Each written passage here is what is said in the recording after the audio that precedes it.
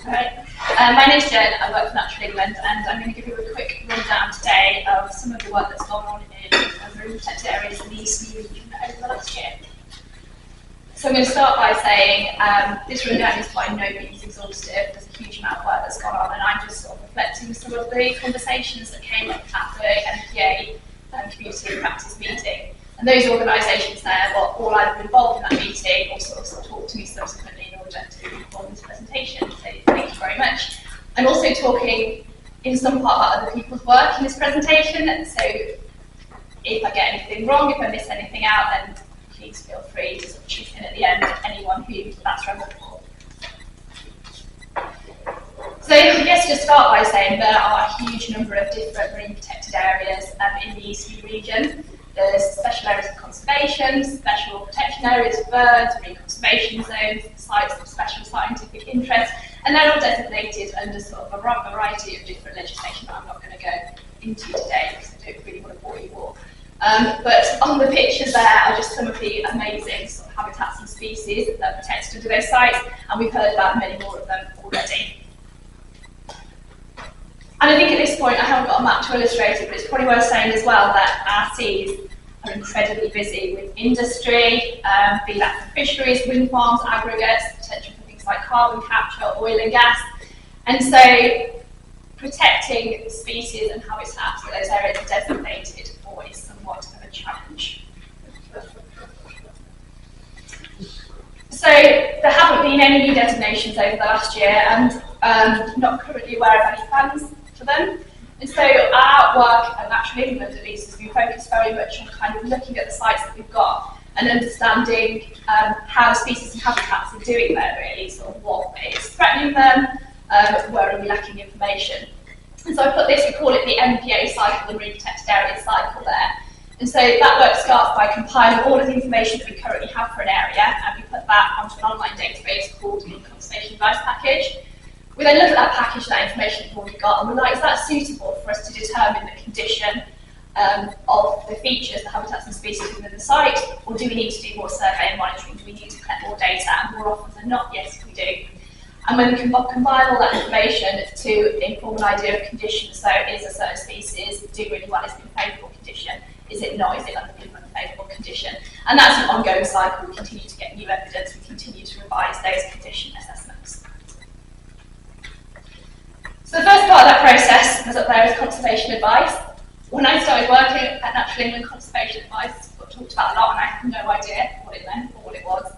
And so I just thought it would be really useful to run through quickly what that is for anyone that's heard of this but not quite aware of what it is, how it can be used. It's basically the best available evidence that Natural England and the GNCC for the offshore sites have on a protected site and the species and habitats therein. And it's all put on an online database that is available for anyone to go on. Natural England's designated site system. It's the Site Information Centre for GNCC.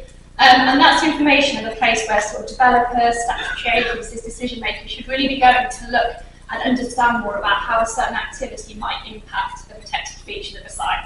And there's lots of stuff there. There's a list, that's the homepage that you get to if you type in the site name. It's a designated site system. You get information on kind of when sensitive times of year are for certain birds, what pressures and activities certain species are sensitive to and need to be sort of mitigated against or avoided, and a lot of information on the certain attributes that sort of come together to sort of inform a feature that are important for the feature.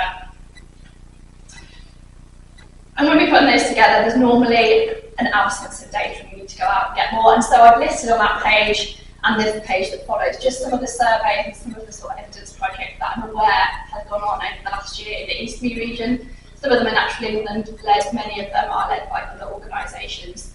I don't have time to go through all of them today. I'll touch on the top one. So we did a survey this year, or last October I think, of the intertidal Savellaria spinulosa reef in the Wash. Now that's the only example of intertidal Savellaria spinulosa reef in the country, and it's this guy there for anyone that's not seen it before. It's a biogenic reef, and it's made by a little guy called a rossworm.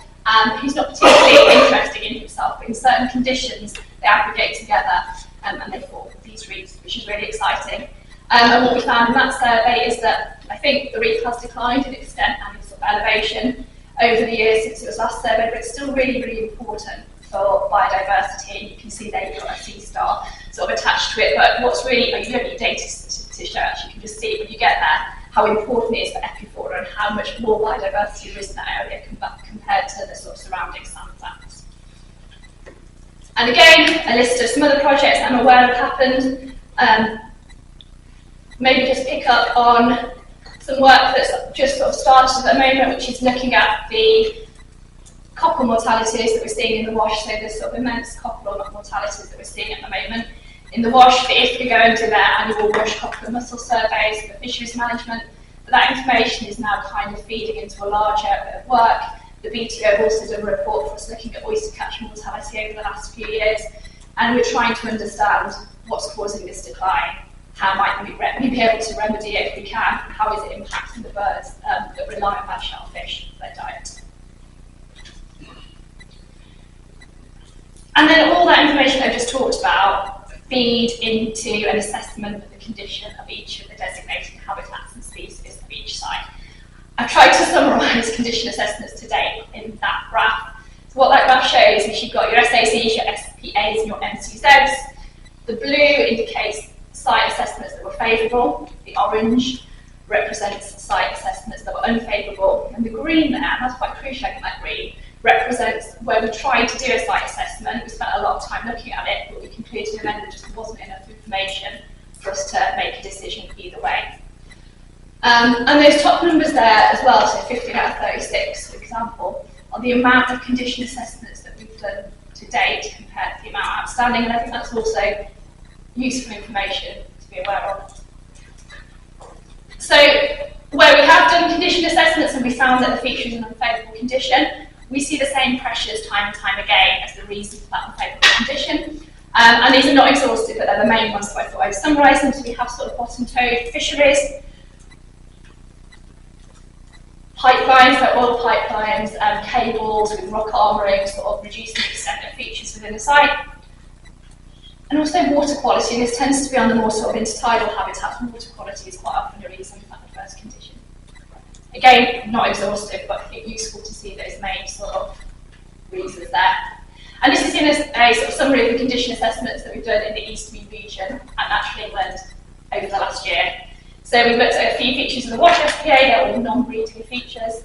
We've looked at coastal lagoons in the North Norfolk Coast SAC, had kind of an array of different conditions in the end. There's lots of different pools. The unfavourable ones were because of water quality, I think.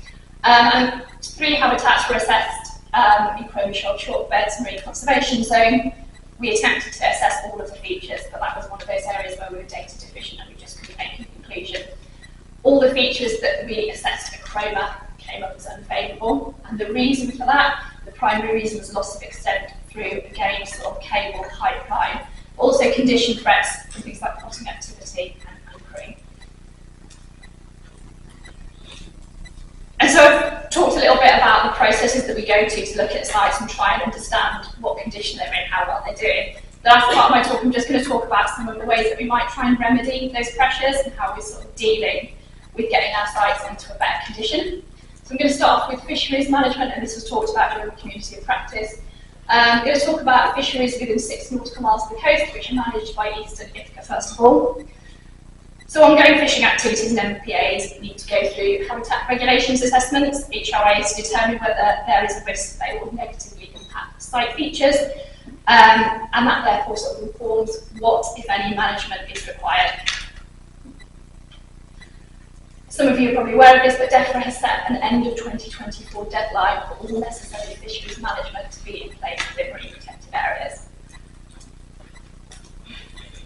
And in the interim, management is now either in place or at the point where it's awaiting sign-off for all red risk interactions. And what I mean by a red risk interaction is an interaction between a habitat and a fishing gear that just won't work. One pass of a fishing gear might destroy that habitat, and so it doesn't need an HRA. It's complete common sense that just can't happen. And that's things like trawling on reef features. One pass could destroy that small area reef. And what Eastern Ithaca are currently sort of focusing on is conducting habitat regulations assessments, what they call amber interactions. So these are interactions between fishing gear and habitats or species that are a bit more ambiguous. There may be an issue, there may not, we're not sure yet, so it needs to go through a full HRA. They're looking at interactions in 17 MPAs at the moment, and they aim for those to be completed by the end of 2024, which is quite a big undertaking. And then I thought I'd just highlight another bit of work sort of related to this that East Snifka are doing at the moment, which is around the chrome shell chalk beds marine conservation zone and on the impact of potting. So there's a hugely important potting fishery there, and there's also evidence that it's impacting the rugged chalk feature on the chalk beds. And so IFPRA are currently using an adaptive risk management approach there, and that means you're not sure of the level of the impact, so you collect more data, that informs your management, and that's an iterative process until you can sort of determine what kind of management everyone's happy with all around.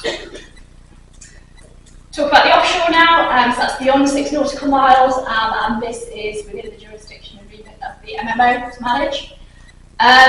So there's now an MMR bylaw prohibiting bottom gear over almost 4,000 kilometres squared of the English coast. That's not just the Eastern region, that's the whole English coast. But that does include significant areas within the Eastern region. So areas like Haysborough, Hammond and Winterton, which is there, can't reach, the screen's too big. SAC and Northern Norfolk, Sandbanks and Saturn Reef have recently been included, and Doggerbank and Inner Dowsing, Racebank and Northridge were already included. And that latest iteration of the bylaw came into effect in March 2024. And in the background there, I'm using a tool that was talked about during the community of practice meeting, which is the MPA reality check tool. And I believe that this was developed by the Marine Conservation Society, and it's just a really nice platform available online where you can see where your root protected areas are. You can look at where management is in place for fisheries within that area and kind of match the two up and sort of understand the extent of management within those areas. I think the North Sea Wildlife Trusts are currently feeding into that work and looking at adding different functions so you can look at the condition of the site as well.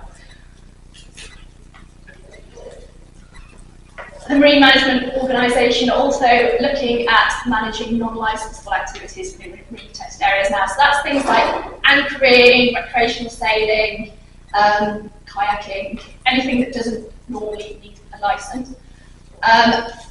They're currently completing site assessments for 2 sites with the East region, so that's Chrome Shell chalk beds and the Prussian North Norfolk coast, which will soon undergo consultation. That might have changed slightly since yesterday. Workshops were planned for mid-June, but I think ignore that at the moment. And if they do determine that there is an adverse effect from those activities on those sites, management can range from anything from sort of voluntary codes of best practice to sort of more formal statutory measures like that. I'm going to finish off by talking a little bit about offshore wind. Again, this was a big sort of focus within the community of practice group. I think, along with other development activities, and though they're of key importance in providing green energy, wind farms have got the potential to cause significant damage to our MPAs. And so activities such as those have to go through a number of environmental assessments before they're consented.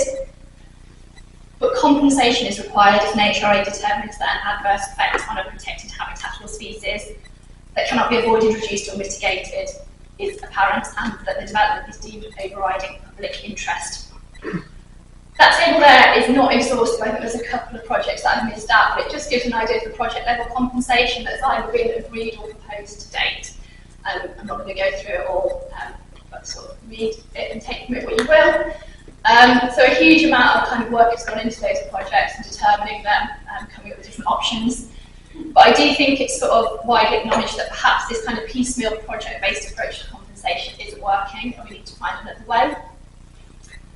And that's where the next slide came in. So there's conversations fairly recently about something called strategic compensation. So everyone working together to deliver something a little bit more meaningful for the environment.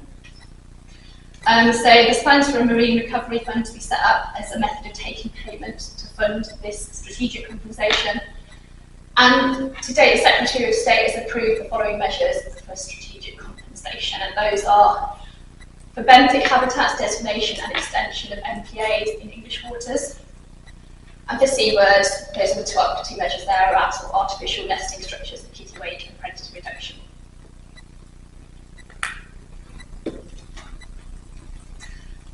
Final slide, final but one slide, I'm not too over. Gaps in knowledge and future challenges.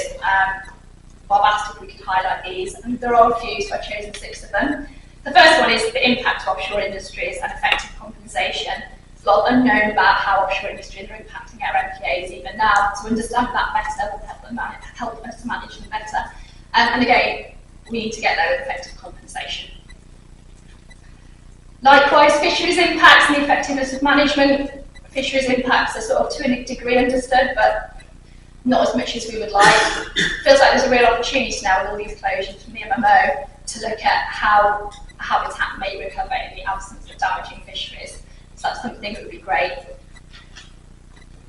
if it could be sort of looked at and that opportunity, I guess, recognised. Water quality is a huge issue and it comes up time and time again in all of our work, condition assessments, about how the water feeding into our oceans is impacting our habitats, impacting our species.